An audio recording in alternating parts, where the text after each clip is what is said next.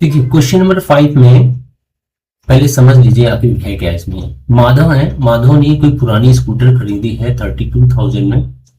और जाहिर सी बात आपको पता है, जब भी कोई आदमी पुरानी स्कूटर खरीदता है कुछ ना कुछ उसमें काम जरूर रहता है।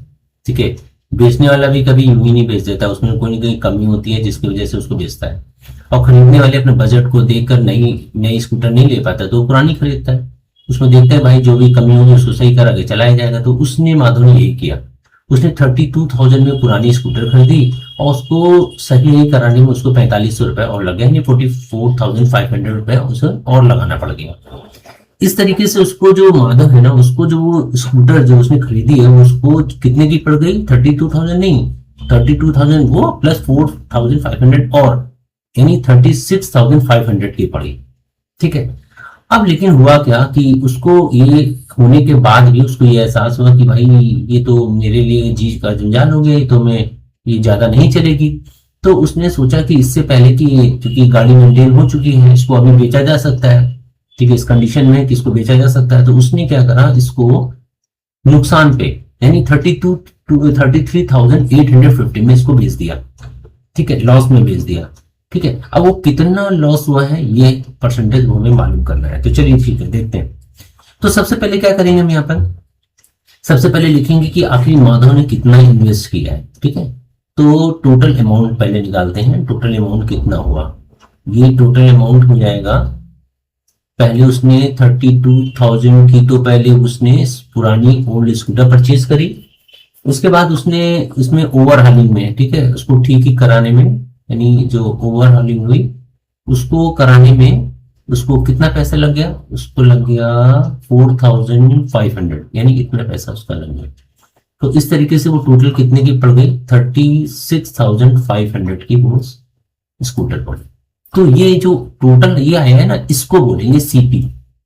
और उसने बेचा कितने का, उसने बेच दिया उसको 33,850 में ही बेच दिया। देखो कम में बेच दिया तो जाहिर सी बात है उसको लॉस हो जाएगा।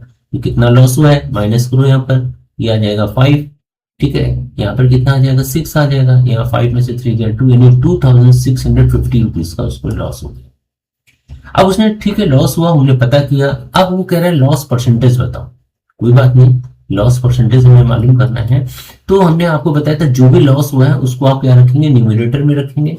और उसके नीचे सीपी कितना है, सीपी हमारा जो टोटल आया था वो आया था 36,500। मोस्टली बच्चे जो है 32,000 के लिख देते हैं, नहीं नहीं वो नहीं लिखना है। टोटल सीपी आपका 36,500 है और इसमें आप क्या करेंगे, 100% का मल्टीप्लाई कर देंगे।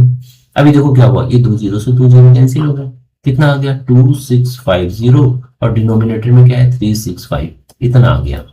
अब हम 365 को जब 2650 में डिवाइड करेंगे तो देखिए क्या होगा, 365 को डिवाइड करो किसमें, 2650 में डिवाइड करते हैं। चलिए ठीक है, अभी क्या होगा जब डिवाइड करोगे 3 से डिवाइड करो, 3 से डिवाइड करते हैं तो कितनी बार जाएगा, 7 टाइम जाएगा। ठीक है, 26 में 3 7 या 21, तो 7 का मल्टीप्लाई कर दीजिए तो क्या आएगा, 7 5 से 35 आ गया और 7 6 जा 42, 42 ये और जो 3 कैरी कर रहा था यानी कितना गया 45 आ गया। तो 45 में 5 नोट कर लो, 4 कैरी कर लिया और 7 3 जा 21, 21 में 4 ऐड करो कितना गया 25 आ गया। ठीक है, अब माइनस करिए, 10 में से 5 गया 5। ठीक है, अब यहाँ 4 बचा, 4 में से 9 14 में से 5 माइनस करो।